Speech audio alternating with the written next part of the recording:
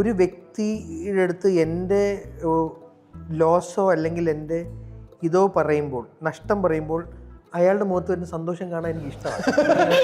ഓ, ഒരാളുടെ സങ്കടം കണ്ട് സന്തോഷിക്കുന്ന ഒരു സൈക്കോപാത്തിന്റെ ആ സന്തോഷം കൊണ്ട് സന്തോഷിക്കുന്ന വേറൊരു എനിക്ക് ആ സന്തോഷം ഒരു ഭയങ്കര ഇഷ്ടമാണ്.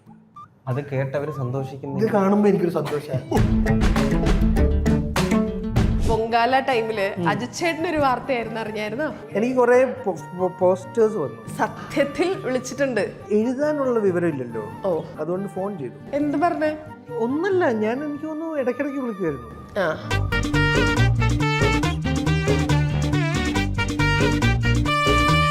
മാക്സിമം എഫേർട്ട് ഇട്ട് അത് ചെയ്യണമെന്ന് ഞങ്ങൾക്കൊരു ഇതുണ്ടായിരുന്നു, റെസ്പോൺസിബിലിറ്റിയാണ്. അപ്പോൾ അത് എത്ര നന്നായിട്ട് ഹാൻഡിൽ ചെയ്യണം എല്ലാം ചെയ്തു. ഇതെല്ലായിരുന്നു ചോദ്യം. ഏറ്റവും ഉഴപ്പൻ, ഏറ്റവും ബുദ്ധിപരമായി ഉത്തരം പറയുന്നത് നോക്കി നിൽക്കുന്നു. അതെ,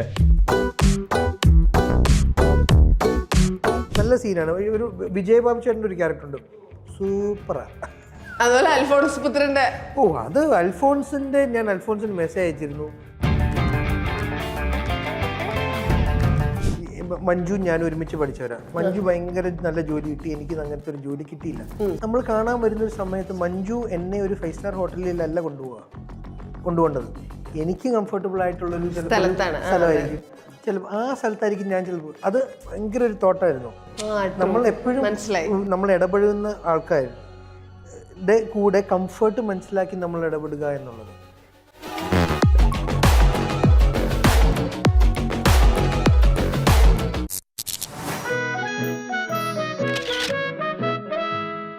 ലൈറ്റ്സ് ക്യാമറ ടോക്കിൽ ഇന്ന് ടീം വാഴ 2 ആണ്. വാഴ 2വിനെ കുറിച്ചാണ് പറയേണ്ടത്, പക്ഷെ ഇവരെ എത്രത്തോളം അതൊക്കെ പറയുന്നറിയില്ല. ചോദിച്ചു നോക്കാം. അപ്പൊ team Vaazha 2, welcome to lights camera talk. ഈ യൂണിവേഴ്സിൽ ഇല്ലാത്ത 2 ആളുകളാണ് ഈ അറ്റത്തിരിക്കുന്നത്. ഉണ്ടായിരുന്ന വാഴയിൽ ഇല്ലാതിരുന്ന ആൾക്കാർ. അപ്പൊ നിങ്ങൾ എങ്ങനെ തുടങ്ങി, നിങ്ങൾ എങ്ങനെ ഇതിൻ്റെ ഉള്ളിലേക്ക് കയറി എന്നുള്ളത് വലിഞ്ഞു കയറിയത്. വാഴ 1ന്റെ ഇമ്പാക്റ്റിൽ ആ യൂണിവേഴ്സിൽ ഇഷ്ടം വന്നിട്ട് അങ്ങോട്ട് വലിഞ്ഞു കയറിയതാണ് ഞാൻ. വാഴ ഒരു ഭയങ്കര ഒരു വണ്ടർഫുൾ സിനിമയാണ്. എനിക്ക് ഭയങ്കര പേഴ്സണലി ഇഷ്ടമുള്ളൊരു സിനിമയാണ്. മൾട്ടിപ്പിൾ വാച്ച് ചെയ്തിട്ടുള്ള സിനിമ. ഇപ്പോഴും വാഴയുടെ എന്തെങ്കിലും വന്നാൽ നമ്മളത് അതേ രസത്തോടെ ആസ്വദിക്കുന്ന ഒരു സിനിമയാണ്. പാട്ടുകൾ ഹേബനാനെയാനും മകനെയാണെങ്കിലും നമ്മൾ ആസ്വദിക്കുന്നതാണ്. ഞാനെന്നല്ല, കേരളക്കരയിൽ ഭൂരിപക്ഷവും വ്യക്തികളും. അങ്ങനെ ഒരു സിനിമയുടെ 2ാം ഭാഗം വരുമ്പോൾ ഇവരാണെന്ന് നമ്മൾ വാർത്തകൾ അറിഞ്ഞിട്ടുണ്ട്. അപ്പോൾ വിപിൻ ഇങ്ങനെ വിളിച്ചപ്പോൾ വളരെ എക്സൈറ്റഡ് ആയിട്ട് എന്നെ ജോയിൻ ചെയ്ത ഒരു മാഷിൻ്റെ വേഷമാണ്. ഇവരോട് സൗഹൃദമുള്ളൊരു ടീച്ചറാണ്. 3-4 സീനേ ഉള്ളൂ, പക്ഷേ എന്നാൽ ഇറ്റ് ഈസ് വർത്ത്. ഓ, ഞാൻ വിചാരിച്ച ചേട്ടനെ പിടിച്ച് ഇവരുടെ ആരുടെ അച്ഛനാക്കിയിട്ടുണ്ടെന്ന്. ഞാൻ റെഡിയായിരുന്നു. കുറേ ദിവസം ഷൂട്ട് കിട്ടുന്ന കാര്യമായിരുന്നു, പക്ഷെ അതിന് കൊള്ളാവുന്ന അച്ഛന്മാരുണ്ട്, വേറെ നല്ല അച്ഛന്മാരെ കിട്ടിയിരുന്നു. അതുകൊണ്ട് അവര് സെറ്റ്. അച്ഛനെ കാണുമ്പോൾ ചോദിക്കണം എന്ന് വെച്ചൊരു ചോദ്യം ഉണ്ടായിരുന്നു. ഞാൻ കഴിഞ്ഞ ദിവസം ഭഗത്തിനെയും അതുപോലെ ഇനി പിന്നെ ആരൊക്കെയോ കണ്ടപ്പോൾ അവരോടും ചോദിക്കണം എന്ന് വിചാരിച്ചിരുന്നു. കാരണം ഈ ഇടയ്ക്ക് പൊങ്കാല ടൈമില് അജിത് ചേട്ടനൊരു വാർത്തയായിരുന്നു, അറിഞ്ഞായിരുന്നോ? എനിക്ക് കുറെ പോസ്റ്റേഴ്സ് വന്നു. സത്യത്തിൽ വിളിച്ചിട്ടുണ്ട്. പിന്നെ ദീപ ചേച്ചി എൻ്റെ സുഹൃത്താ. ആണോ? ആ, അപ്പൊ ലവ് ലെറ്റർ ശരിക്കും അയച്ചിട്ടുണ്ടാ? എഴുതാനുള്ള വിവരമില്ലല്ലോ, ഓ, അതുകൊണ്ട് ഫോൺ ചെയ്തു. ആ, എന്നിട്ട് എന്ത് പറഞ്ഞതൊന്നും ഓർമ്മയില്ല. Ma'am, I am your biggest fan എന്നൊക്കെയാണോ? ഒന്നല്ല, ഞാൻ എനിക്ക് തോന്നുന്നു ഇടയ്ക്കിടയ്ക്ക് വിളിക്കുമായിരുന്നു.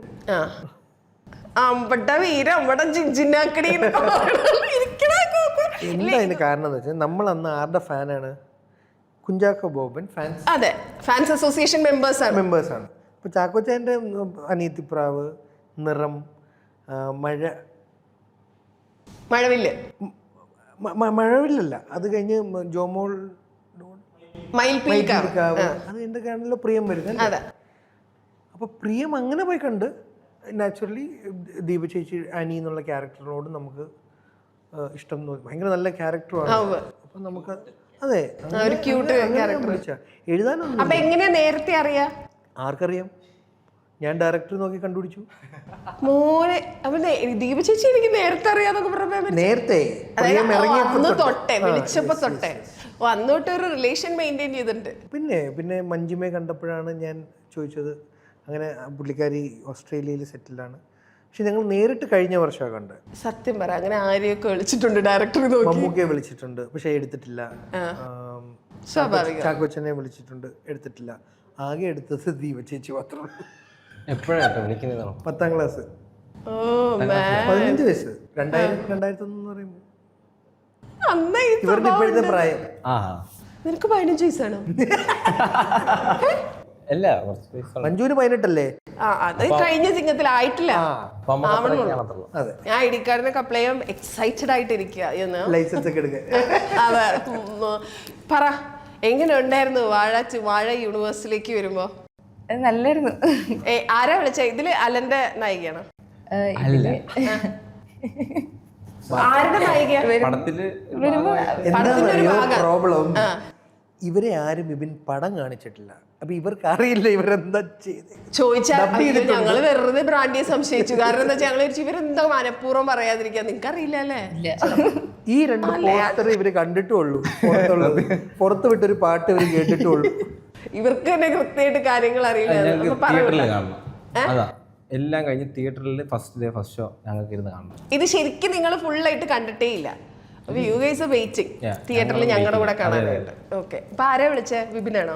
അല്ല, എനിക്ക് ഓഡീഷൻ കാസ്റ്റിംഗ് വന്നു. അങ്ങനെ ഓഡീഷന് പോയി. പിന്നെ അതിന് സെലക്ട് ആയെന്ന് പറഞ്ഞപ്പോൾ അടുത്ത ഇത് വന്നു. പിന്നെ നേരെ വർക്ക്ഷോപ്പ്. ഈ വാഴ കണ്ടിട്ടുള്ള ശീലല്ലേ ഉള്ളൂ? വാഴ ഫസ്റ്റ് കണ്ടിട്ട് വാഴ 2ലേക്ക് വരുമ്പോ ഹൗ വാസ് ഇറ്റ്? മുന്നേ ഓഡീഷൻസിനൊക്കെ പോയിട്ടുണ്ടായിരുന്നു. അപ്പോൾ പെട്ടെന്ന് ഇങ്ങനെ തീരെ പ്രതീക്ഷിക്കാണ്ട് പോയി ഓഡീഷനാ. അങ്ങനെ കിട്ടിക്കഴിഞ്ഞപ്പോൾ ഭയങ്കര ഹാപ്പി ആയിരുന്നു.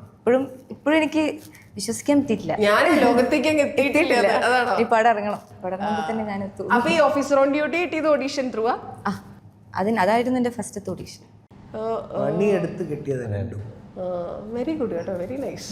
അങ്ങനെ യൂഷ്വലി എല്ലാവർക്കും ഒന്നും ഓഡീഷൻ ചെയ്ത് കിട്ടാറില്ല. ഓഡീഷൻ ചെയ്ത് 2 സിനിമകൾ കിട്ടുന്നത് ഇറ്റ്സ് എ ബിഗ്. അത് കഴിഞ്ഞ് ഓഫീസർ ഓൺ ഡ്യൂട്ടി കഴിഞ്ഞ് കുറേ ഓഡീഷൻ പോയിട്ടുണ്ട്. അതൊന്നും കിട്ടിയിട്ടൊന്നുമില്ല. പിന്നെ അത് കഴിഞ്ഞ് ഇത് തീരെ പ്രതീക്ഷിക്കാണ്ട് ഇങ്ങനെ അതുപോലെ തന്നെ. അപ്പൊ എത്ര നാളായി ഓഡീഷൻസ് ട്രൈ ചെയ്യാൻ തുടങ്ങിയിട്ട്? കുറേ ആയി. ഓഫീസർ ഓൺ ഡ്യൂട്ടി ആണ് ആദ്യത്തെ ഓഡീഷൻ. അല്ലേ, നല്ല സിനിമയാ. ഇതും നല്ല സിനിമയാവട്ടെ. ആ സത്യം. അത് നമ്മുടെ ഫിൽമോഗ്രഫിയിൽ കിടക്കുന്ന പടങ്ങളൊക്കെ കിഡിലും പടങ്ങളാന്നുള്ളൊരു വലിയ കാര്യമാണല്ലോ. അതും അങ്ങോട്ട് വെളി വരുന്നല്ല, നമ്മൾ പോയി പണിയെടുത്ത് കിട്ടിയതാന്ന് പറയുമ്പോൾ it's a big deal. Audition കിട്ടാത്ത പടങ്ങളൊന്നും ഓടിയിട്ടില്ല. അതൊരു പോയിന്റ് അല്ലേ? ഇനി ഞാനിപ്പോ നേരത്തെ വിനായകനോടൊക്കെ സംസാരിക്കുമ്പോൾ പറയായിരുന്നു, അതായത് വാഴ എന്താ കണ്ടേന്ന്. നേരത്തെ ഒരു വീഡിയോ വാഴ ഇറങ്ങിയ സമയത്തുള്ള, അപ്പൊ അതില് just because of Hashar and team എന്ന് പറയുന്ന ഒരു ഗ്രൂപ്പ് ഓഫ് ആളുകളുടെ ഇത് വെച്ചിട്ട് ഒരു റീലൊക്കെ ഇറങ്ങിയിട്ടുണ്ടായിരുന്നു. അപ്പൊ ഞാൻ അത് കാണും. വാഴ എന്തുകൊണ്ട് കാണണം അങ്ങനെ, അതായത് എന്തേ വാഴ, why did you book for the movie എന്നോ അങ്ങനെ എന്തോ ചോദിച്ചിട്ട് കുറെ ആളുകൾ ഹാഷറും ടീമും ഈ സാധനമാണ്. അപ്പോൾ ഇതിന് മുമ്പ് ഞാൻ നിങ്ങളുടെ ഒരേ ഒരു ഇൻ്റർവ്യൂ നിങ്ങളുടെ യൂട്യൂബിലുള്ളത് ഞാൻ കണ്ടിട്ടുണ്ട്. അപ്പോൾ ഇതിൻ്റെ താഴെ ഹാഷർ തന്നെ വന്ന് മെസ്സേജ് ചെയ്തിട്ടുണ്ട്, ഇവരൊക്കെ ആരടാ എന്ന് ചോദിക്കുന്നവരടുത്ത് എൻ്റെ പേര് ഹാഷർ, ഞങ്ങളിങ്ങനെ യൂട്യൂബിൽ കോണ്ടന്റ് ക്രിയേറ്റ് ചെയ്യാറ്. ആ സിറ്റുവേഷനിലും ഹാഷർ അതിൻ്റെ താഴ്ത്ത് വന്ന് മെസ്സേജ് ചെയ്തിട്ടുണ്ട്. ഇവരൊക്കെ അത് യൂഷ്വലി എല്ലായിടത്തും വരുന്നതാണ്. ഇപ്പൊ അജിച്ചേട്ടൻ വന്നിരുന്നാലും അവർ താഴ്ത്ത് മെസ്സേജ് ചെയ്യും, ഇവൻ ഏതടാ എന്ന്.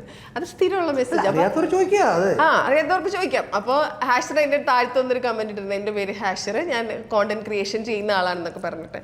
അപ്പോൾ അങ്ങനെയും അവസ്ഥയിൽ നിന്നിട്ടുണ്ട്. പക്ഷെ ഇപ്പൊ you have A fan base. അപ്പൊ ആ ഫാൻ ബേസിലേക്കാണ് ഈ സിനിമ ഇറങ്ങുന്നത്. അതായത് ഒരു മിനിമം ആള് കയറും എന്നുള്ളൊരു അവസ്ഥയിലേക്ക് ഇപ്പൊ 2ാമത്തെ സിനിമയിൽ എത്തുമ്പോൾ തന്നെ എത്തി. വാട്ട് ഈസ് യുവർ അവസ്ഥ? അത് ഇപ്പോഴും അറിയാത്ത ആൾക്കാരുണ്ട്. അതെന്നും അങ്ങനെയാണ്, എപ്പോഴും അറിയത്തില്ല. പിന്നെ ആ സമയത്ത് നമ്മൾ കയറി വരുന്ന ടൈമും കൂടെ ആയതുകൊണ്ട് ഇപ്പോഴുള്ളത് അന്നില്ല, ഇത്രയില്ല. അതുകൊണ്ടാണ് നമ്മൾ പറഞ്ഞത്, അവർ ചോദിക്കുന്ന കറക്റ്റ് കാര്യം, അതായത് ആരെന്നറിയില്ല, നിങ്ങൾ ഇത്രയും പറയും ഇവനെ ആര്. അപ്പൊ ഞാൻ അങ്ങനെ പറഞ്ഞു കൊടുത്തു ഇങ്ങനെയാണ്, എന്നിട്ട് അങ്ങ് പോവുക, ബാക്കി അവർ ആയിക്കോളും. അത് കഴിഞ്ഞിട്ട് ഇപ്പോഴെന്ന് വെച്ചാൽ ആ ഒരു സ്റ്റേജിൽ നിന്ന് ഇപ്പോഴും അത് വന്നിട്ടുണ്ടെങ്കിൽ നമുക്ക് ആ ഒരു സാധനം മാറിയിട്ടില്ല. നമ്മൾ എങ്ങനെ ഇവിടെ എത്തി, അങ്ങനെ അത് നമ്മൾ ഇടയ്ക്കിടയ്ക്ക് സംസാരിക്കുന്ന കാര്യമാണ്. എന്തൊക്കെയാണ് ഈ കൊച്ചു കേരളത്തിൽ നടക്കുന്നത്? നിങ്ങൾ ആ അവസ്ഥയിലാണോ? കുഴപ്പമില്ല. അതായത് നമുക്ക് ഓരോന്നുമില്ല, പയ്യെ വന്നോണ്ട് പെട്ടെന്ന് കിട്ടിയതല്ലെന്നുള്ളത് നമുക്കൊരു ഉറപ്പുണ്ട്. അറിയാം. കാര്യം സിനിമ നമ്മൾ പെട്ടെന്ന് പിടിച്ചോണ്ട് പോയതല്ല, നമ്മൾ പയ്യെ ഓരോന്ന് ചെയ്തുകൊണ്ട് നമ്മൾ അവിടേക്ക് എത്താൻ പോകണമെന്നൊരു വിശ്വാസം നമുക്ക് പയ്യെ വന്നു തുടങ്ങി. ആൾക്കാരിലേക്ക് അഭിപ്രായം കിട്ടിയപ്പോൾ പെട്ടെന്ന് ഒരാൾ പിടിച്ചോണ്ട് പോയതല്ല. നമുക്ക് നമ്മളൊരു സ്ഥലത്ത് ഇത് തെളിയിക്കുന്നുണ്ട്, ഒരു കാര്യം ആൾക്കാരുടെ നല്ല അഭിപ്രായം വരുന്നുണ്ട്, അതിന് നമ്മളെ സഹായിച്ച ഒരുപാട് വ്യക്തികളുണ്ട് നമുക്ക് ഈ വഴിയെത്താൻ വേണ്ടി. ഇപ്പം പെട്ടെന്ന് ഇങ്ങനൊരു മേഖലയിൽ വീഡിയോ ചെയ്തുകൊണ്ടാണ് നമുക്ക് വിപിൻ ചേട്ടൻ കാണാനും. അതായത് ഇപ്പം വിപിൻ ചേട്ടൻ അല്ലാതെ ഒരുപാട് ആൾക്കാർ കാണുന്നുണ്ട്. പക്ഷെ അത് പ്രൂവ് ചെയ്യണമെങ്കിൽ നമുക്കൊരു സ്ഥലം വേണം, അതെ, നമുക്കൊരു ഓപ്പർച്യൂണിറ്റി വേണം. അതിന് നമുക്ക് ഇവരെല്ലാം കൂടെ സഹായിച്ച് നമുക്ക് അങ്ങനെ ഒരു വേദി കിട്ടി. വേദിയല്ല, അങ്ങനെ ഒരു അവസരം. അതിപ്പം ഉപയോഗിച്ച് നിന്നപ്പോൾ കൊള്ളാം, കുഴപ്പമില്ല. ഇനി പറയേണ്ടത് ആൾക്കാരാണ്, കണ്ടിരിക്കുന്നവരാണ്. പക്ഷെ അത് ആ വാഴയിലെ കുറച്ച് പോർഷനിൽ തന്നെ അത് വർക്കായിരുന്നു സാധനം. കുറച്ച് പോർഷൻ എന്ന് പറയുമ്പോൾ നമ്മൾ ജസ്റ്റ് വന്ന് ഇതായിട്ട് പോണേ, അത് നമ്മളുടെ ഇഷ്ടം കൊണ്ടാണ് അത് വേറെ ഇതിലായത്. നമ്മൾ അറിഞ്ഞുകൂടായിരുന്നെങ്കിൽ അത് അത്ര നമ്മുടെ ആ ഇഷ്ടവും നമ്മൾ എന്തെന്ന് അറിയാവുന്ന ആൾക്കാർക്ക് അത് അത്ര അക്സെപ്റ്റൻസാണ്. ചിലപ്പോൾ അറിയാത്ത ആൾക്കാർക്ക് ചിലപ്പോൾ അത് എന്താണെന്ന് പോലും കിട്ടുന്നതെന്ന് വരില്ല. അത് എല്ലാവരെയും ഒന്ന് പ്രൂവ് ചെയ്യാൻ പറ്റിയ സമയമാണ് ഈ സെക്കൻഡ് പാർട്ടെന്ന് വിചാരിക്കുന്നു. അപ്പൊ ഈ ഫസ്റ്റ് പാർട്ടിൽ ഈ പറഞ്ഞതുപോലെ ആ ഇഷ്ടമുണ്ട്, അത്രയേ ഉള്ളൂ. അത്രയും സാധനത്തിൽ കണ്ടപ്പോൾ ആളുകൾക്ക് ഇഷ്ടപ്പെട്ടു. സെക്കൻഡ് പാർട്ടിൽ ഇതൊരു ഷോൾഡർ ചെയ്യാന്നുള്ളൊരു പരിപാടി ഉണ്ടല്ലോ, സിനിമേനെ ഷോൾഡർ ചെയ്ത്. ഹാഷിറും ടീമുമാണ് ഇതിൽ മെയിൻ എല്ലാവരും തന്നെ പറയുന്നുണ്ട്. ആ പേടിയുണ്ടോ? അപ്പം ഈ പടത്തിനെ വെച്ചായിരിക്കും നാളത്തുള്ള ഭാവി. ഇതിൽ നിങ്ങൾ എങ്ങനെ പെർഫോം ചെയ്യുന്നത്, അതും പിന്നെ പടം എങ്ങനെയാണ് പോണത്, അത് ലോജിക്കായിട്ട് ചിന്തിച്ചാൽ നമ്മൾ ചെയ്യുന്ന സിനിമയുടെ ഇത് വെച്ചാൽ അതൊന്നും നമ്മൾ വെറുതെ വന്ന് പോവുകയല്ല.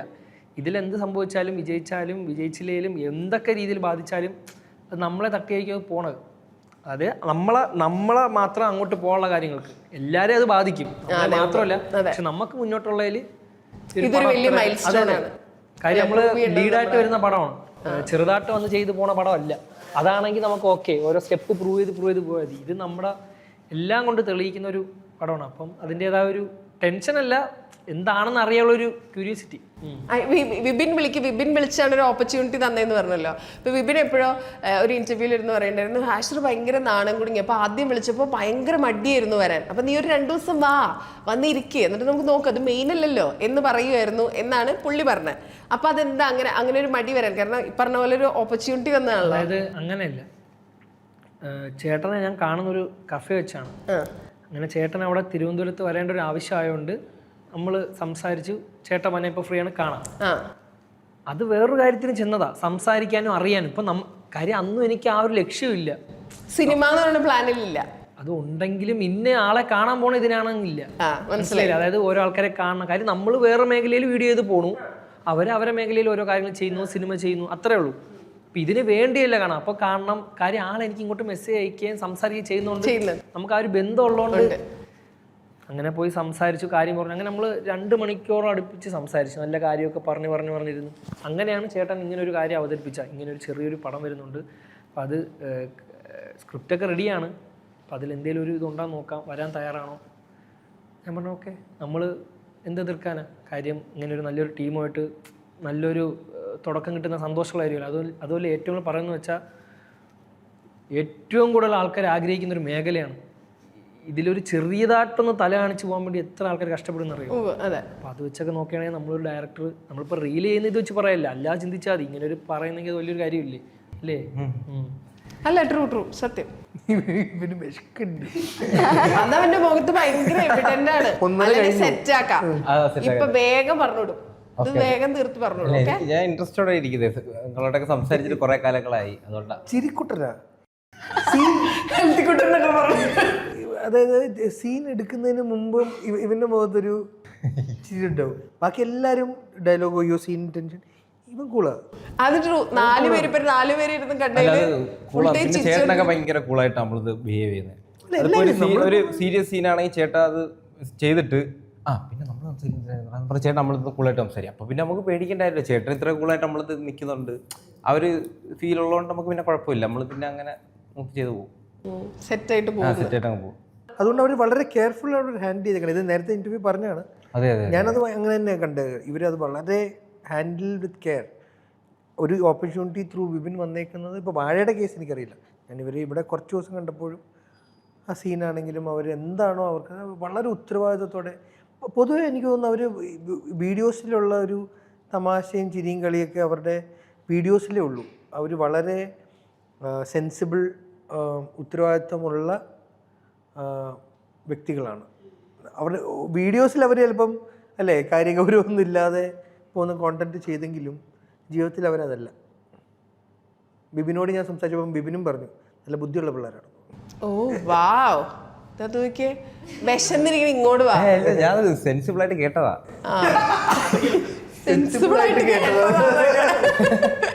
ഇതില് വാഴയിൽ ചെയ്തു, വാഴ 2 നിങ്ങളാട്ടോ മെയിൻ, നിങ്ങളാണിത് സാധനത്തിനെ കൊണ്ടോട്ടെന്ന് പറയുന്ന ഒരു മൊമെന്റ് ഉണ്ടല്ലോ, അതെപ്പോഴായിരുന്നു? അന്നത്തെ കാര്യം വാഴ 1 ഞങ്ങൾക്ക് അങ്ങനെ ചെയ്യാനായിട്ട് വലുതായിട്ടൊന്നും ഇല്ലായിരുന്നു.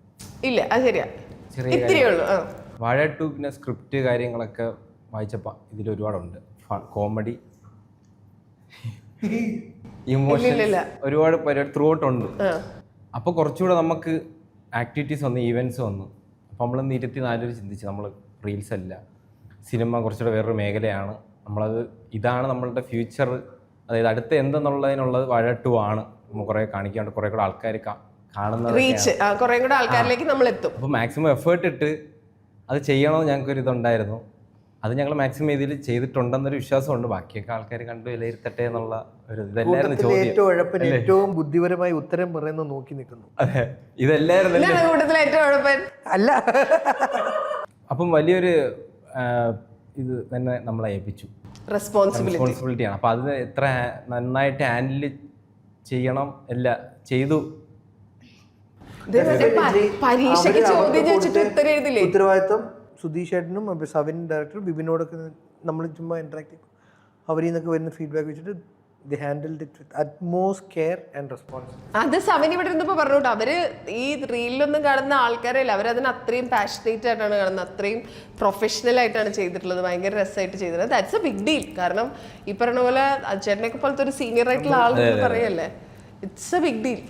ടെൻഷൻ ഉണ്ടാ ചെറുതായിട്ട്? ഇല്ല, എക്സൈറ്റ്മെന്റ് ആണ്. എക്സൈറ്റഡ് ആണ്. അല്ല ശരി, എനിക്ക് എന്നെ സ്ക്രീനിൽ കാണുന്ന ഒരു എക്സൈറ്റ്മെന്റ്. ഓ മാൻ, വാവ്. എന്നെ മാത്രമല്ല കേട്ടോ, നമ്മളെല്ലാരെയും. അല്ല, അത് നാച്ചുറലി ഒരു എക്സൈറ്റ്മെന്റ് ഉണ്ടാവും. അതെ അതെ.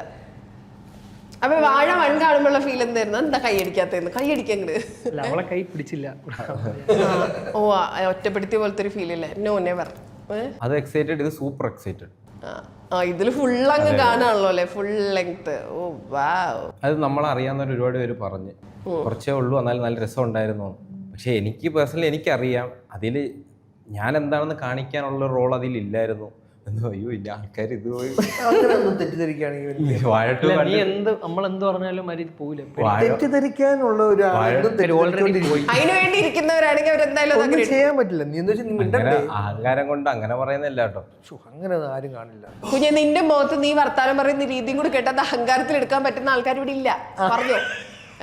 നിന്റെ മോൻ നോക്കി അഹങ്കാരത്തിൽ ഇല്ല, നോ നെവർ. അതായത് വാഴവണ്ടിൽ നമുക്ക് ചെയ്യാൻ വേണ്ടിട്ട് അങ്ങനെ ഒന്നും ഇല്ലായിരുന്നു. അതെ, ട്രൂ. അതെ, നിങ്ങൾ പോലീസ് സ്റ്റേഷനിലും ബസ് സ്റ്റോപ്പിലും ബസ് സ്റ്റാൻഡിലും ഉള്ള സീനിലും അത്രേ ഉള്ളൂ. ചെറിയ ചെറിയ പോർഷൻസ്. ഇതിലങ്ങനല്ല. ഇതിൽ അവർ വ്യക്തമായി ഇതിൽ വേറെ കഥാപാത്രങ്ങളാണ്.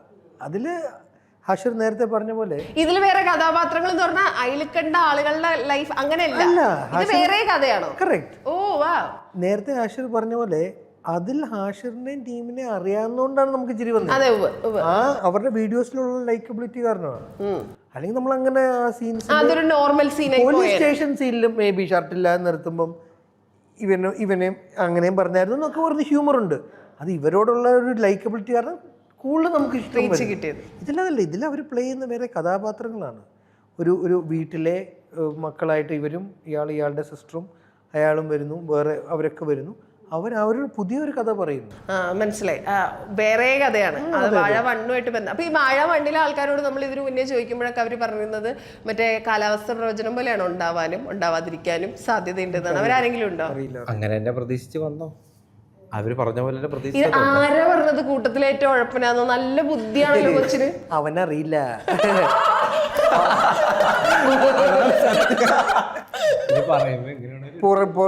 എന്ന് എല്ലാം അറിയാൻ പറയാവുന്ന പോലെ തോന്നിപ്പിക്കാൻ വേണ്ടി അവൻ പറയുന്നത്. അവനെ എഴുതാനല്ലേ അറിയുള്ളൂ, വായിക്കാനറിയുള്ളൂ.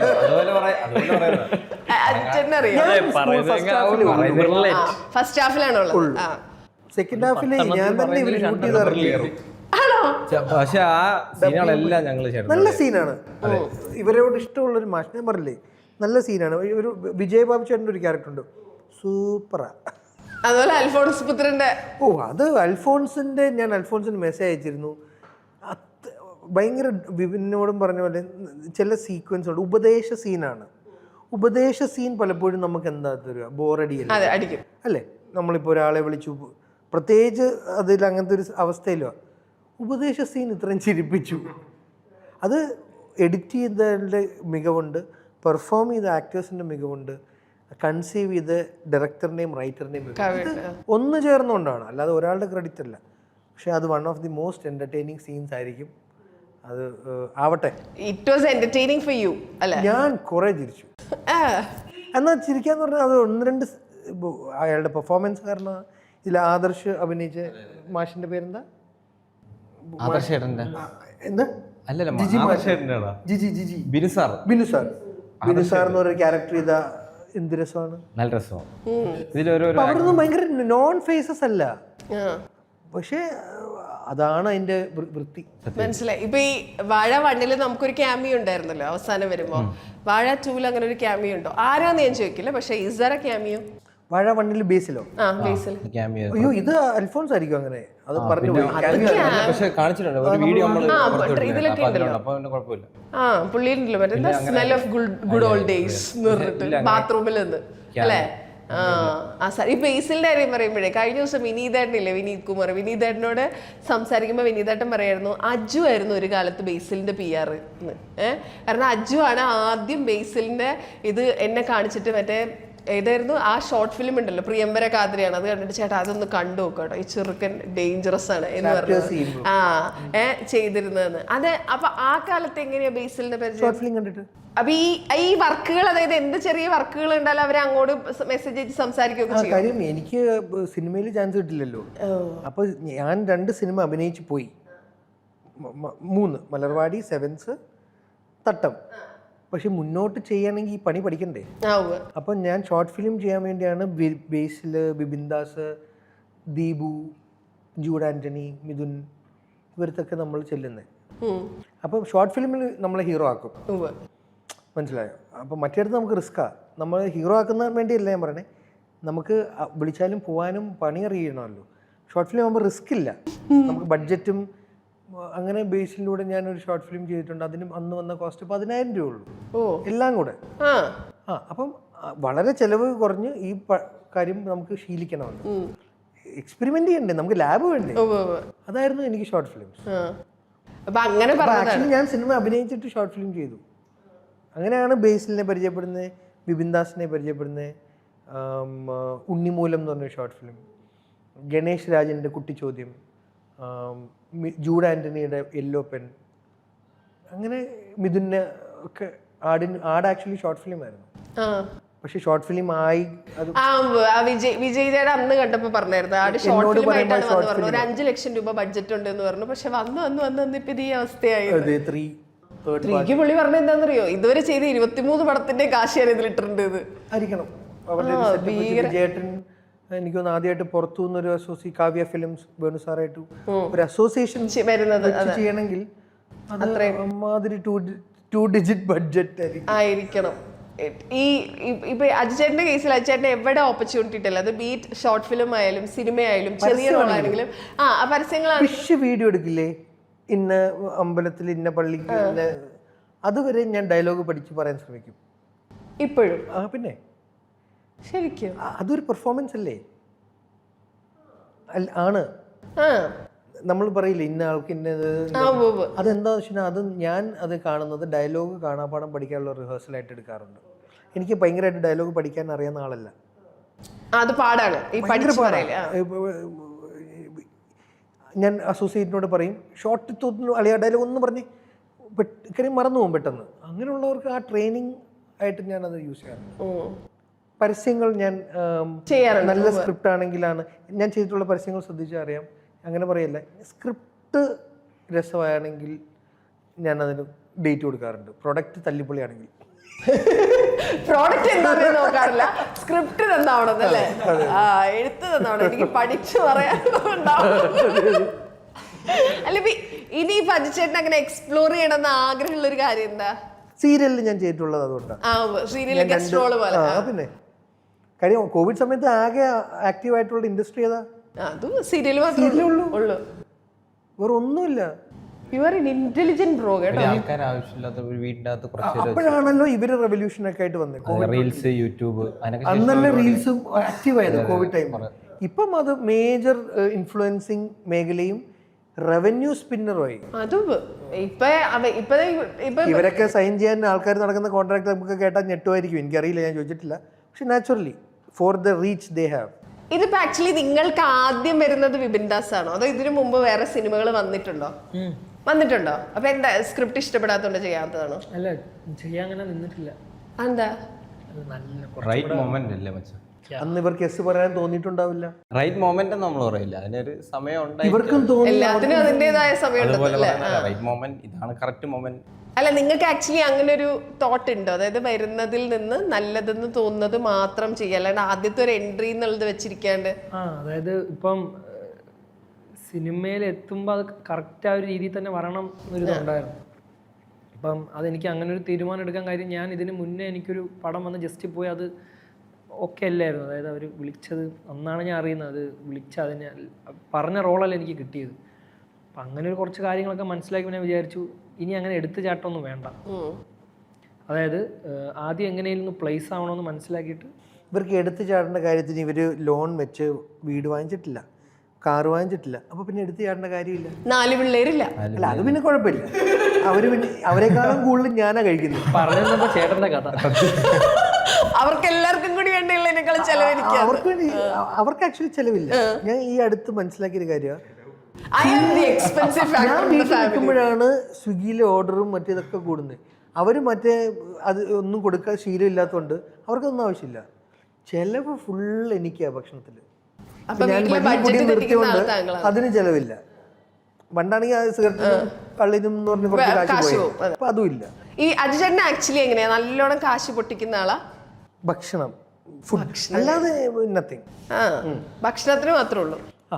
പണ്ടാണെങ്കിൽ ഞാൻ പറഞ്ഞില്ലേ, അതെ ചേട്ടൻ എൻ്റെ അടുത്ത് പറഞ്ഞു, എന്റർടൈൻമെന്റ് മൊത്തത്തിൽ എന്നോട് പറഞ്ഞിട്ടുണ്ട് ഷൂട്ട് നമ്മളെ ബ്രേക്ക് കിട്ടുന്ന സമയങ്ങളിൽ എല്ലാം സൂക്ഷിച്ച് കൈകാര്യം എന്ത് കാര്യത്തിലായാലും. ഞാൻ ആ കാശ് കയ്യിൽ വെച്ചില്ല. ഞാൻ എന്റെ മക്കളെ കിട്ടുന്ന കാശ് നാളെ വരണം എന്ന് ഉറപ്പില്ല. ചേട്ടൻ ആദ്യത്തെ നല്ല രീതിയിൽ സ്പെൻഡ് ചെയ്തെന്ന് ചേട്ടൻ പറയാം. അതുകൊണ്ട് ചേട്ടൻ ഒരു ഉപദേശം തന്നു, എല്ലാം സൂക്ഷിച്ച്. ആള് ഈ സിനിമയെ പറ്റി മാത്രമല്ല, ഇപ്പൊ ആള് ഈ തുടക്കം ഇവിടെ വന്നോണ്ട് അതെ അതെ നമ്മൾ എന്തൊക്കെ കാര്യങ്ങളിൽ കയറി ചാടാം, എന്തൊക്കെ ചെയ്യാം, ചെയ്യാതിരിക്കും, അതൊക്കെ പയ്യെ പയ്യെ നമുക്ക് ഓരോ ഷോട്ടിന് ഇടയ്ക്ക് പറഞ്ഞു തരും. അതായത് പറഞ്ഞു തരുന്നതെന്ന് വെച്ചാൽ ആക്ക് വേണമെങ്കിൽ എന്തേലും ഒന്ന് അഭിനയിക്കുക, ഒന്ന് പരിചയപ്പെടുക, പോവാം. പക്ഷെ ആക്ക് നമ്മൾ ആ സമയത്ത് ആള് ചെയ്ത ചില മിസ്റ്റേക്കുകൾ, അതായത് അത് നമ്മൾ ചെയ്യാതിരുന്നത് നിങ്ങൾക്ക് ചിലപ്പോൾ നല്ലതായിരിക്കും, അങ്ങനെ കുറച്ച് കാര്യങ്ങളൊക്കെ പറഞ്ഞു തന്നു. അത് സിനിമ മാത്രമല്ല കേട്ടോ, സിനിമ ഒരു കാര്യം, ലൈഫ് വേറെ. ലൈഫിൽ നിങ്ങൾ ഇങ്ങനെയൊക്കെ ശ്രദ്ധിക്കുക. ചിലപ്പോൾ ആ സമയത്ത് എനിക്ക് ഒരുപാട് കടത്തിൽ നിൽക്കുന്ന ടൈമായിരുന്നു. ഫുൾ ടൈം ആളെ തരാട്ടോ, എന്നിട്ട് ഞാൻ ആ സമയത്ത് വിജയേട്ടനോട് ചോദിച്ചു, വിജയേട്ടാ ഈ സമയത്ത് നിങ്ങൾ എങ്ങനെ ഹാൻഡിൽ ചെയ്തുകൊണ്ടിരുന്നത്? കാര്യം വിജയേട്ടന് ജീവിതത്തിൽ ഒരുപാട് കാര്യങ്ങൾ ഫേസ് ചെയ്ത് അതിനെ തരണം ചെയ്ത ആളാണ്. വിജയേട്ടനോട് ഞാൻ ഒരുപാട് സമയം ഇരുന്ന്, അപ്പം ഞാൻ നോക്കിയപ്പോൾ ഇവര് ഒരുപാട് പേര് ഇനി ഒരുപാട് ഓഫേഴ്സ് വരും. അതെ, ഓപ്പർച്യൂണിറ്റീസ് അപ്രോച്ച് ചെയ്യും ആളുകള്. അപ്പൊ നിങ്ങളൊന്ന് സൂക്ഷിക്കണം. അതുകൊണ്ടാണ് ഇവർക്ക് എടുത്തുചാട്ടം പൊതുവേ ഇല്ലാന്ന് എനിക്ക് മനസ്സിലാക്കി. ഇവര് കണ്ടന്റ് ചെയ്യുന്നതിൽ ഇവര് ഉള്ള ആൾക്കാരല്ല ഇവര്. So they sensible. ഈ അജുചേട്ടൻ പറയുന്ന കാര്യങ്ങൾ ഇവർക്ക് അങ്ങനെ അഡ്വൈസ് വേണമെന്ന ആൾക്കാരല്ല. ഞാൻ ആ സമയത്ത് ഇതിന്റെ തിരക്കിലായിട്ട് മക്കളെ വെറുതെ കടവന്ന് പോകലോട്ടോ പറയാൻ വേണ്ടി പറഞ്ഞല്ലേ, എന്റെ അവസ്ഥ കൊണ്ട് പറഞ്ഞു. ഈ അജുചേട്ടൻ പറയുന്നില്ലേ, അതായത് ഇപ്പൊ ഇവര് കൂടെ വർക്ക് ചെയ്തോണ്ടാണല്ലോ. ഞാൻ അല്ലാണ്ട് അജുചേട്ടൻ പറയുന്നതെന്ന് ഞാൻ എടുത്തിട്ടുള്ള ഒരു കാര്യമുണ്ട്. അത് ഒരു ഇന്റർവ്യൂവിൽ അജുചേട്ടൻ ഇരുന്ന് പറയുന്നുണ്ട്, നമ്മൾ സത്യം പറയണം എന്നാണല്ലോ, അല്ല സത്യം മാത്രം പറയണം. ഞാൻ അങ്ങനെ വിശ്വസിച്ചിരുന്നല്ലോ, മാക്സിമം ആളുകളോട് സത്യം പറയാം, ഇല്ലെങ്കിൽ നമുക്കൊരു ഗിൽറ്റ് ഫീൽ വരും, നമ്മൾ എന്തോ തെറ്റ് ചെയ്ത പോലെ. പക്ഷെ അത് ഇപ്പൊ മാറി. അത് അജുചേട്ടൻ പറയണ കേട്ടിട്ടാ, നമ്മൾ പറയുന്ന സത്യം കേൾക്കാനുള്ള അർഹത ഓപ്പോസിറ്റ് നിൽക്കുന്ന ആൾക്കുണ്ടോന്നും കൂടെ നമ്മൾ ആലോചിക്കണം. അത് ആലോചിച്ചപ്പോൾ ഒരു പോയിന്റാ, നോട്ട് എവ്രിബഡി ഡിസേർവ്സ് ആ ട്രൂത്ത് എന്നുള്ളൊരു വലിയ കാര്യമാണ്. അജുചേട്ടൻ ഇങ്ങനെ ലൈഫിൽ എടുത്തിട്ടുള്ള ഒരു സാധനം എന്താ? അതായത് വേറൊരാൾ പറഞ്ഞതിൽ നിന്ന്. ഞാനൊരു ഇന്റർവ്യൂ ഇപ്പൊ റിപ്പീറ്റ് ചെയ്തു, വിനീത് എന്നോട് പറഞ്ഞിട്ടുള്ള ഒരു സാധനമാണ്. ഇപ്പം മഞ്ജു ഞാൻ ഒരുമിച്ച് പഠിച്ചവരാ. മഞ്ജു ഭയങ്കര നല്ല ജോലി കിട്ടി, എനിക്ക് അങ്ങനത്തെ ഒരു ജോലി കിട്ടിയില്ല. സപ്ലൈ കൊണ്ട് നമ്മൾ കാണാൻ വരുന്നൊരു സമയത്ത് മഞ്ജു എന്നെ ഒരു 5 സ്റ്റാർ ഹോട്ടലിലല്ല കൊണ്ടുപോകേണ്ടത്. എനിക്ക് കംഫർട്ടബിൾ ആയിട്ടുള്ളൊരു സ്ഥലമായിരിക്കും, ചിലപ്പോൾ ആ സ്ഥലത്തായിരിക്കും ഞാൻ ചിലപ്പോൾ. അത് ഭയങ്കര ഒരു തോട്ടായിരുന്നു. നമ്മൾ എപ്പോഴും നമ്മൾ ഇടപെടുന്ന ആൾക്കാരുടെ കൂടെ കംഫർട്ട് മനസ്സിലാക്കി നമ്മൾ ഇടപെടുക എന്നുള്ളത്. നമ്മൾ സന്തോഷത്തോടെ ആയിരിക്കും ചിലപ്പോൾ കൊണ്ടുപോകും. അയാൾക്ക് അത് എക്സ്പീരിയൻസ് ചെയ്യാൻ പറ്റില്ലല്ലോ എന്ന് വിചാരിച്ച് സന്തോഷത്തിൽ പക്ഷെ ഞാൻ ഏറ്റവും ബുദ്ധിമുട്ടുന്ന അവിടെ ആയിരിക്കും. ഡെഫിനറ്റ്ലി. ഇപ്പം നമ്മുടെ കൂട്ടുകാർ തമാശ ഇപ്പം മഞ്ജു പറഞ്ഞ ഈ ഒരു കാര്യം ഞാൻ റിയലൈസ് ചെയ്ത ലൈഫിൽ നിന്നാണ്. ഞാനങ്ങനെ സത്യം പറയുന്ന ആളായിരുന്നായിരിക്കാം ഒരു പോയിന്റ് വരെ. പിന്നെ ഈ സത്യം പറയാതിരിക്കുന്നതിലോട്ട് മാറാൻ എന്തെങ്കിലും കാരണം വന്നിട്ടുണ്ടാവും. മനസ്സിലായോ? എങ്ങനെയെങ്കിലും എനിക്ക് പണ്ട് തൊട്ടേ, ഞാൻ ഇതും ഇന്റർവ്യൂ പണ്ടുതൊട്ട്, എനിക്ക് പണ്ട് തൊട്ടേ ഒരു വ്യക്തിയുടെ അടുത്ത് എൻ്റെ ലോസോ അല്ലെങ്കിൽ എൻ്റെ ഇതോ പറയുമ്പോൾ, നഷ്ടം പറയുമ്പോൾ അയാളുടെ മുഖത്ത് വരുന്ന സന്തോഷം കാണാൻ എനിക്ക് ഇഷ്ടമാണ്. എത്ര അരിയർ ഉണ്ടെന്ന് അല്ലെങ്കിൽ സപ്ലി ഉണ്ടെന്ന് ചോദിക്കുമ്പം എനിക്ക് 5 ഉള്ളെങ്കിൽ ഞാൻ ചിലപ്പോൾ 10 എന്ന് പറയും. അപ്പോൾ അയാൾക്കൊരു എക്സ്ട്രാ അതെനിക്കിഷ്ടമാണ്. ഓ, ഒരാളുടെ സങ്കടം കണ്ട് സന്തോഷിക്കുന്ന ഒരു സൈക്കോപാത്തിന്റെ ആ സന്തോഷം കൊണ്ട് സന്തോഷിക്കുന്ന വേറൊരു സൈക്കോ. ഭയങ്കര എനിക്ക് ഭയങ്കര സന്തോഷമാണ്. അപ്പോൾ ഇപ്പോൾ പടമൊന്നും ഇല്ലേന്ന് ചോദിക്കാറുണ്ട് എൻ്റെ അടുത്ത്, ഇപ്പോഴും ചോദിക്കാറുണ്ട്. ഇപ്പോഴോ? ഇപ്പോഴും ചോദിക്കാറുണ്ട്. അപ്പം ഞാൻ ഇല്ലാന്നേ പറയാറുള്ളൂ. ആക്ച്വലി എനിക്ക് ആ സന്തോഷം ഒരു ഭയങ്കര ഇഷ്ടമാണ്. അത് കേട്ടവര് സന്തോഷിക്കുന്നു. ഇത് കാണുമ്പോൾ എനിക്കൊരു സന്തോഷമാണ്. അത് ശരിക്കും ഇഷ്ടം. വിനീതിനും ഇഷ്ടമാണ്. വിനീതും പടമില്ലാതെ പറയുള്ളൂ. അത് എന്താണെന്നറിയില്ല. അത് അപ്പം ശരിക്കും വട്ടുണ്ടല്ലേ? അത് ഞാൻ ചോദിക്കേണ്ട ചോദ്യല്ലേ? ഞാൻ പിന്നെ ചേട്ടനോട് ചോദിക്കരുന്ന വട്ടാണല്ലേ എന്ന്. ഞാൻ മറ്റേ വല്ലാത്തൊരു ജീവിതമാണല്ലേ ആ ലൈനൊക്കെ വന്നായിരുന്നു. അല്ല, അത് എന്താണെന്നറിയില്ല. പണ്ട് തൊട്ടേ എനിക്കങ്ങനെ ആ സന്തോഷത്തിൽ എനിക്കൊരു സന്തോഷമുണ്ട്. ഈ വാഴ വണ്ടിയിൽ ആക്ച്വലി അച്ഛൻ മകൻ ബന്ധമാണല്ലോ നമ്മൾ കൂടുതൽ സെലിബ്രേറ്റ് ചെയ്യുന്നത്. 2 ആമക്കളുടെ അച്ഛനാണ്. 3 പേര് ആമക്കളും ഒരു മോളും. അപ്പം 3 പേരുടെ അച്ഛനാണ്. ഈ ബേസിക്കലി എല്ലാ ആൺകുട്ടികളും ഒരുപോലെ പറയുന്ന ഒരു സാധനം, ഈ അച്ഛന്മാരുമായിട്ട് ഒരു വോം റിലേഷൻഷിപ്പ് ഒരിക്കലും വരില്ല എന്നുള്ളത്. എങ്ങനെയാ ആസ് എൻ അച്ഛൻ? ആ ജനറേഷൻ, ഇപ്പം എൻ്റെ ജനറേഷനിലുള്ള ഇപ്പം എൻ്റെ ഫാദർ വളരെ സ്ട്രിക്റ്റ് ആയ ഒരാളല്ല.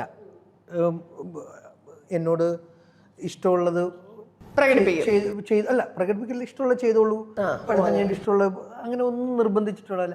ഞാൻ സിഗരറ്റ് വലിച്ച് പൊക്കിയപ്പോൾ പോലും അന്ന് അതിനെ മാന്യമായി ഹാൻഡിൽ ചെയ്ത ആളാണ് 4ാം ക്ലാസ്സിൽ. അപ്പം 4ാം ക്ലാസ്സിലാണോ സിഗരറ്റ് ആദ്യമായിട്ട് ഞാൻ കടയിൽ പോയി വാങ്ങിച്ചു വലിച്ചത്. അപ്പം അതുകൊണ്ട് കാണുന്ന പോലൊന്നുമല്ല, ജിൻജിന്നാക്കില്ലേ. അപ്പോൾ അതുകൊണ്ട് ആദ്യമായിട്ട് വെള്ളടിക്കുന്നപ്പോഴാണ്, അതും കൂടെ പറയും പ്ലീസ്. വെള്ളോടി വലിയ താല്പര്യമുള്ള ഏരിയ. പാവം. 10 കഴിഞ്ഞു. അതെല്ലാവരും തുടങ്ങുന്ന പോലെ അപ്പുറത്തെ ഒരു ചേട്ടൻ ആദ്യമായിട്ട് ഒരു പഠിക്കാൻ പോയൊരു സ്ഥലത്ത് എൻട്രൻസ് കോച്ചിങ്ങിന് പോയപ്പോൾ അത് എന്നെ ഭയങ്കര എക്സൈറ്റ് ചെയ്ത. പിന്നെ ഞാൻ ഭയങ്കര അലമ്പനായിരുന്നു. പിന്നെ ഞാനതിൽ പ്രോ ആയി. അതായിരുന്നു എനിക്ക് കുറച്ചും കൂടി ഫേവറേറ്റ്. എനിക്കൊന്നും നിർത്തിയതിൽ കൂടെ ആണെങ്കിൽ കൂടിയും ഞാൻ എന്താ പറയുക, ഞാൻ ഒരുപാട് ഇഷ്ടപ്പെട്ട് ചെയ്തൊരു കാര്യമായിരുന്നു സിഗരറ്റ് വലി. I use to love it still. എനിക്ക് ഈ സിഗരറ്റ് വലിച്ച ആളുകളുടെ അടുത്തൊക്കെ പോയി നിൽക്കുമ്പോൾ ഒരു ടെംപ്റ്റേഷൻ വരുമോ? മണടിക്കുമ്പോൾ പോയി നമ്മൾ വേണമെന്ന് വെച്ച് നിർത്തിയതാണ്. പക്ഷേ ഇന്നും എനിക്കിഷ്ടമാണ്. അത് ഒരു ഹാംലെസ് കാര്യമായിരുന്നെങ്കിൽ എന്ന് ഞാൻ പ്രാർത്ഥിക്കാറുണ്ട്. എന്നെങ്കിലും ഒരു ഡോക്ടർ കണ്ടുപിടിക്കണേ സിഗരറ്റ് വലി ജീവിതത്തിന് ഉപദ്രവമായി ഒരു കാര്യം ആവരുതേ എന്ന്. അപ്പം എനിക്ക് വീണ്ടും തുടങ്ങാമല്ലോ. എന്തൊക്കെ വിചിത്രമായ പ്രാർത്ഥനകളല്ലേ ഒരാളുടെ ജീവിതത്തിൽ. സ്റ്റൈലാണല്ലോ ഇഷ്ടം. സ്റ്റൈലല്ല, വലിക്കുന്ന സ്റ്റൈൽ നല്ല. എൻ്റെ കൂടെ നിന്നൊരു കൂട്ടുകാരനായിരുന്നു ത്രൂ ഔട്ട്. മനസ്സിലായോ? നമ്മളോട് ഒരു പരാതിയില്ല. നമ്മൾ പറഞ്ഞ എന്തും കേടുന്നൊരു വ്യക്തിയായിരുന്നു. ഒരു മിനിറ്റ്, പുകവലി ആരോഗ്യത്തിന് ഹാനികരം. പുകവലി ആരോഗ്യത്തിന് ഹാനികരം, പ്രൊമോട്ടും ചെയ്യുന്നില്ല. അതെ, ചെയ്യുന്നില്ല കേട്ടോ. ഒരിക്കലും ഇല്ല. അത് ഇവിടെ എല്ലാ ഡോക്ടേഴ്സും ഹാനികരം എന്ന് തന്നെ എഴുതിയേക്കുന്നത്. ഞാൻ പറയുന്നത് അത് അവർക്ക് ഒരു പുതിയ കണ്ടുപിടുത്തമായിട്ട് വരണം എന്ന് എൻ്റെ മണ്ടത്തരം. അങ്ങനെയൊക്കെ നമുക്ക് ആഗ്രഹിക്കാമല്ലോ അല്ലേ? അതിനിപ്പോൾ എന്താ ആഗ്രഹിക്കുന്നത്? നമ്മൾ അച്ഛൻ്റെ കാര്യമാണ് പറഞ്ഞോണ്ടിരുന്നത്. അപ്പം എന്താ പറയുക, അതുകൊണ്ട് തന്നെ ഒരു ഭയങ്കര സ്ട്രിക്റ്റ് ഫാദർ അല്ലാത്തതുകൊണ്ട് ഞാനങ്ങനെ ഒരു ഇത് ഫേസ് ചെയ്തിട്ടില്ല. പക്ഷെ ഞാൻ എൻ്റെ കുട്ടികളോട് ചാക്കോമാഷായിരുന്നു. അത് ഞാൻ കേട്ടിട്ടുണ്ട്, പിള്ളേരുടെ അടുത്ത് സ്ട്രിക്റ്റ് ആയിരുന്നു. പക്ഷെ ഇപ്പം അല്ല, ഇപ്പം മാറി. അതാണ് മറ്റേ കൊച്ചു കളിപ്പുറത്ത് കളിച്ചുകൊണ്ടിരുന്ന മറ്റേ തട്ടിയൊക്കെ ഇട്ടിട്ട് പോകുന്നത് അല്ലേ? ഇപ്പം അല്ല, ഒരു ഫ്രണ്ട്ഷിപ്പ്, ഇപ്പൊ ഒരു ലാലു അലക്സ്, ഒരു ഫ്രണ്ട്ഷിപ്പ് ഫീല് കൊള്ളാം. ഇപ്പം കഴിഞ്ഞ ദിവസം അതിലൊരുത്തൻ എൻ്റെ അടുത്ത് കാണിച്ചു. അപ്പം ഞാൻ മോനെ അച്ഛൻ അല്ല, അത് ഇല്ല, എനിക്കും ഇല്ല. ധ്യാനം എനിക്കൊന്നും ആ ഫീലില്ല. അച്ഛൻ എന്നുള്ള ഫീലൊന്നും കൊള്ളാം, നൈസാണ്. ഒരു ഫ്രണ്ട്സ് ഫീലാണ് നമുക്ക് നമ്മുടേതെന്ന് പറയാൻ ഒരു സെറ്റ് ആൾക്കാരുണ്ട്. അതെ, ഇപ്പൊ കുറച്ചുകൂടി വലുതാകുമ്പോൾ ഒരു 18 ഒക്കെ കഴിഞ്ഞ് 2 അടിക്കാന്നുള്ളൊരു ഫീലിലാണ് ഞാൻ ഇരിക്കുന്നത്. പക്ഷെ ഞാൻ നിർത്തി കളഞ്ഞു. നിർത്തിക്കോട്ടോ, മദ്യപാനവും ആരോഗ്യത്തിന് ഹാനികരം. അതെ അതെ അതെ. ഇതൊക്കെ ഗവൺമെന്റ് ഇവിടെ വെക്കാം. ഇല്ല കേട്ടോ, എല്ലാ അധികമായാലും ഹാനികരമല്ലേ? പിന്നെ എന്ത് അധികമായ എല്ലാം ഭക്ഷണമാണ്. അത് ട്രൂ, അത് ട്രൂ. എന്ത് സാധനമാണെങ്കിലും അങ്ങനെ തന്നെ. നിങ്ങൾക്ക് ഇത് കഴിഞ്ഞ് എന്തെങ്കിലും സിനിമകൾ തുടങ്ങിയോ? ഇല്ല, പറഞ്ഞു ഞാൻ കുറച്ചേരം സംസാരിച്ചു. തുടങ്ങിയോ? ഇത് കഴിഞ്ഞിട്ട് എന്നുള്ള രീതിയിൽ നിൽക്കാണ്. What about you? വേറെ ഏതെങ്കിലും സിനിമയുടെ ഷൂട്ടൊക്കെ ഭയങ്കര രസമായിരുന്നു. Class school time shoot. എനിക്കും 2-3 ദിവസം അവിടെ പോകാൻ പറ്റുള്ളൂ. ഇവരെനിക്കൊന്നും ഒരു 10-50 ദിവസം ഇല്ല. അതെ അതെ അതെ സ്കൂള് എൻജോയ് ചെയ്ത് ഈ പിള്ളേരോടെ കിടന്ന് ഓടിക്കളിച്ച്. അതെവിടെ ഷൂട്ട് ചെയ്തേക്കുന്നത്? ആലുവ തന്നെയാ. ആലുവ. സ്കൂളിന്റെ പേര് ശരിക്കും ഒരു സ്കൂൾ ടൈം തന്നെ. അത് ഞാൻ മിസ് ചെയ്ത കുറെ കാര്യങ്ങളുണ്ടായിരുന്നു സ്കൂൾ ടൈമിൽ. അതൊക്കെ ചെയ്യാൻ പറ്റില്ല. സ്കൂളിൽ പോയിട്ടുണ്ട്, പക്ഷെ ആ സമയത്ത് ചെയ്യാൻ പറ്റാത്ത ലവ് ലെറ്റർ കൊടുത്താ ചെയ്യാൻ പറ്റാത്ത കുറെ ചെയ്യാൻ പറ്റില്ല. ലവ് ലെറ്റർ കൊടുത്താ ചെയ്യാൻ പറ്റാത്ത കുറെ കാര്യങ്ങളുണ്ടായിരുന്നു. അതൊക്കെ എനിക്ക് ചെയ്യാൻ പറ്റിയതൊരു തോന്നുന്നു. For example? അയ്യോ അങ്ങനെയില്ല, അത് പറയാൻ പറ്റില്ല. അങ്ങനെയൊന്നുമില്ല. ഈ ലവ് ലെറ്റർ ഒന്നും ഒറിജിനൽ അല്ല അങ്ങനെയല്ല. വീണ്ടും ആ യൂണിഫോം ഇടുന്നു, കുറെ പിള്ളേരെ കാണുന്നു, അവർക്കിടെ ഇരിക്കുന്നു, അതൊക്കെ ഭയങ്കര നല്ല രസമായിരുന്നു. രസമായിരുന്നു. ചൂട് ഭയങ്കര ചൂട്. ഈ റബ്ബർ ഇതിന്റെ നല്ലൊരു സ്കൂളായിരുന്നു, നല്ല ഗ്രൗണ്ട്, നല്ലൊരു സ്കൂൾ. പക്ഷെ ചൂട് ഭയങ്കരമായിരുന്നു. അത് അങ്ങനെ എടുത്തു പറയുന്നത് അത്ര ചൂടായത് കൊണ്ടാണ്. മനസ്സിലായി. ഈ റബ്ബറിന്റെ ഇടയ്ക്ക് ആയതുകൊണ്ട്. നമ്മള് ചൂട് സമയത്തായിരുന്നു. കാര്യം വെക്കേഷൻ ആയിരുന്നു. ഏപ്രിൽ. അപ്പൊ അതുകൊണ്ട് തന്നെ അത് ഒഴിവാക്കി നിർത്തിയാൽ ബാക്കി മനോഹരമായ അപ്പൊ പാട്ട് എവിടെ ഷൂട്ട് ചെയ്തേക്കുന്ന? അതും ആലുവയൊക്കെ തന്നെയാ ആണോ? പക്ഷെ ആ പാട്ട് കണ്ട പറയില്ല കേട്ടോ, നിങ്ങൾ ഇത്ര ചൂടൻ സമയത്ത് അതൊക്കെയാണ്. അല്ല ക്ലൈമറ്റ് മാറൂലേ? മാറി. പിന്നെ അതില് ഭയങ്കര ബ്യൂട്ടിഫുൾ കാണാൻ. അത് വെച്ചാൽ കണ്ടിരിക്കുന്നവർക്ക് പോലും ഒരു തണുപ്പ് ഫീൽ ചെയ്യുന്ന പോലത്തെ പാട്ടാ. നല്ല രസമുള്ള പാട്ടാ, നല്ല രസമുള്ള പാട്ടാ. ബീച്ചേട്ടന്റെ സീൻ, എപ്പിക് സീൻ റീക്രിയേറ്റ്. അതെന്തായാലും അത് പുള്ളി രസമായിട്ടുണ്ട്. പക്ഷെ പാട്ട് കാണാൻ ഭയങ്കര രസമുണ്ട്. ആ പാട്ടിന്റെ രസം ഞങ്ങൾ സിനിമയിൽ എക്സ്പെക്ട് ചെയ്യുന്നുണ്ട്. ഈ പറഞ്ഞതുപോലെ ആ ഫസ്റ്റ് വീക്ക് തന്നെ പോയി കാണുക എന്നുള്ളതാണ് ഞങ്ങളുടെ ഉദ്ദേശം. കണ്ടു കഴിയുമ്പോൾ വാഴ എന്തോരം എൻജോയ് ചെയ്ത് അതിൻ്റെ 10 ഇരട്ടിയായിട്ട് എൻജോയ് ചെയ്യാൻ പറ്റട്ടെ ഞങ്ങൾക്ക്. Thank you so much and all the best. Thank you.